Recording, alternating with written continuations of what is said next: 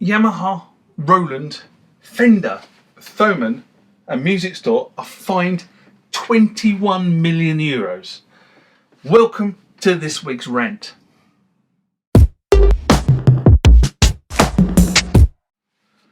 Do you like my SQ2?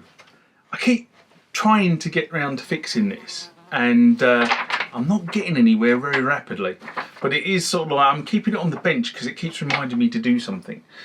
Anyway, back to this, and I'm going to have to read some of this because some of this is a little bit technical, so I'll make sure I get it right. But I came across this article this week stating that these well-known brands had been fined by Germany's Federal Cartel Office for price fixing. I was intrigued, so I went and dug some more. Now, cartels are not a new thing, okay, and have been happening for years. And an example of this is if you take the oil-rich countries of the Middle East, for many years, OPEC, which is the organisation of the petroleum exporting countries, which is mainly the Middle East, but there are a few others, which includes these countries, has set policies on production based on the desires of the producers. Now, what does that mean? This means that the volume of production controls the price. A surplus, the price goes down. A shortage, and the price goes up. Therefore, if you want the price of a barrel of oil to go up, you restrict the supply slightly. And this is an example of a cartel in operation, although nobody would call it that. For years, the UK has had two government bodies known as the Monopolies and Mergers Commission and the Competition and Markets Commission, otherwise known as the CMA. And the first body has been put in place to stop cartels forming, to ensure that there is competition in the market through looking at acquisitions and mergers of specific industries or specific companies. We most likely hear of the Monopolies and Mergers Commission when Company A wants to buy or merge with Company B. The second body monitors the trading environment and looks for cartel-like behaviour, i.e. prices move uniformly with all suppliers irrespective of circumstances. That may indicate some sort of cartel activity. Cartels in the UK are illegal, and in many other countries in Europe and throughout the world they are also illegal, as borne out by this case in Germany. But proving a cartel in practice is actually very hard, because you have to prove that there was an active collusion, and normally the cookies involved are far too savvy to leave paper trails, which is why it's so hard of a thing to prove. In terms of trying to imply there was an agreement for this type of activity. Remember, like, comment, subscribe to the channel. Go over to Instagram and follow me there. Go over to Facebook, follow me there. That's where the normal notices are. And consider becoming a Patreon. Okay, back to this article that named companies that are colluded to set minimum prices on goods on 13 occasions between April 2004 and December 2018, which was contrary to European Union law. I've written which was country, but it's not, it's contrary to European Union. Basically, what they were doing was that if a retailer undercut the minimum recommended sales price set by a manufacturer, staff at the manufacturer would contact, specifically they called out Thomann and the Music Store, asking them to adjust the price. So what, I hear you say. And I actually went, so what, as well. But then I started thinking about this. This practice means that while others in the market reduce their margin, and the margin is, for layman's terms, the profit, the difference between the buying and selling price, to sell the instrument cheaper, the two retailers in this case would retain their margin and take advantage out of the market. So if a retailer dropped the price, then these two retailers apparently were dropping the price as well, but they were maintaining their margin, whereas the first retailer would be taking their price reduction out of their margin. Now, these two retailers are two of Europe's largest music retailers and have considerable sway on the market pricing. Before Brexit completely forebarred trade with Europe, I used to use personally Thomann a lot. As their sales service, their website and their after sales were extremely good. That's what I found. It was easy to get product. So what's the catch to the end user? Well, short term, probably not a lot. You get the synthesizer or piece of instrument cheaper.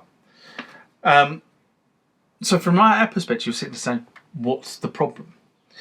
But the longer term, the smaller retailers may go out of business, reducing choice and therefore scope for price variance.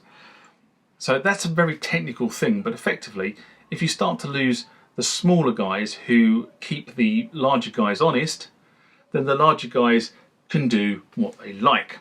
That's basically what they're saying. There is a note in the article that the manufacturers have threatened and imposed penalties on retailers, including suspension of supply or worsening terms and conditions.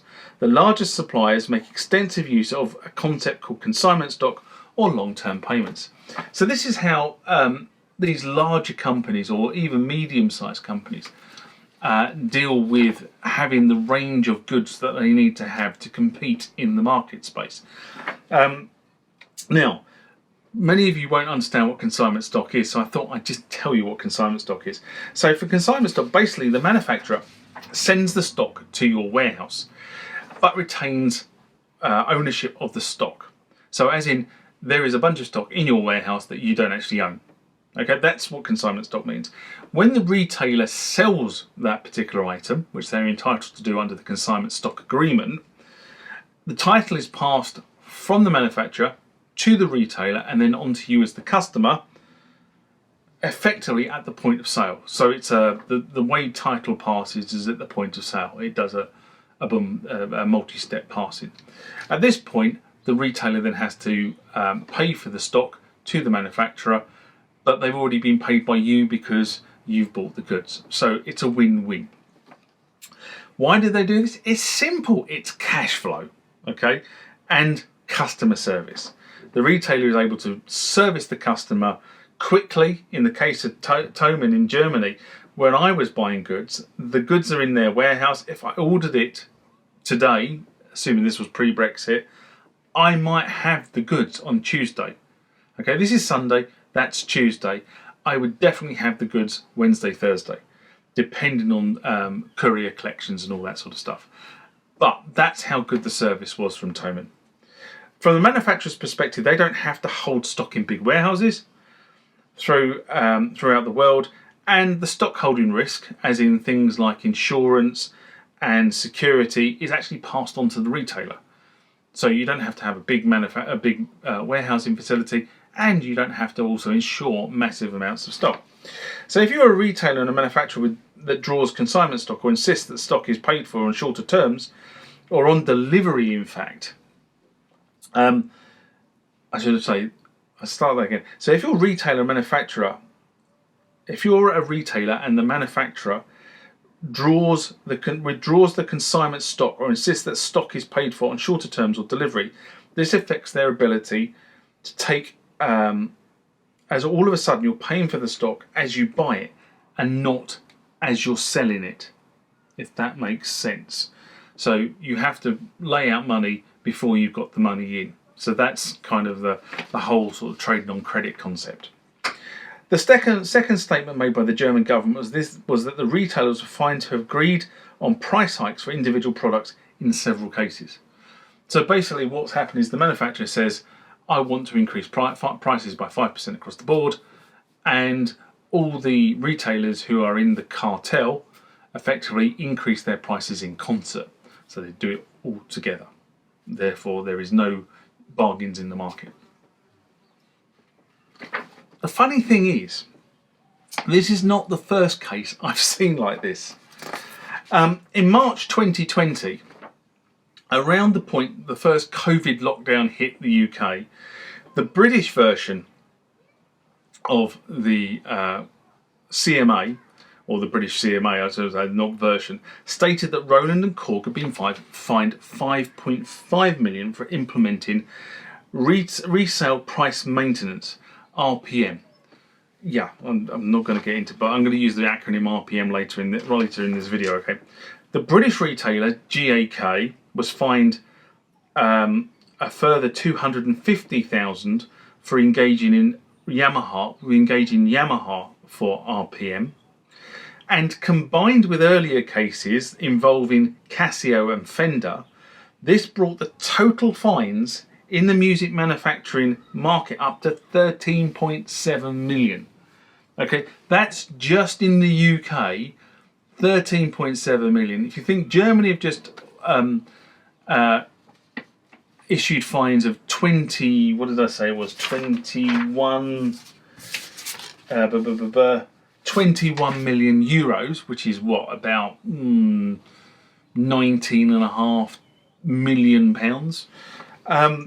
You know, it's you know, you can see how much money is involved in it if the fines are set at that level. RPM, like the German case, is collusion to set a minimum price for items to be sold, and it is illegal in the UK because it's considered price fixing.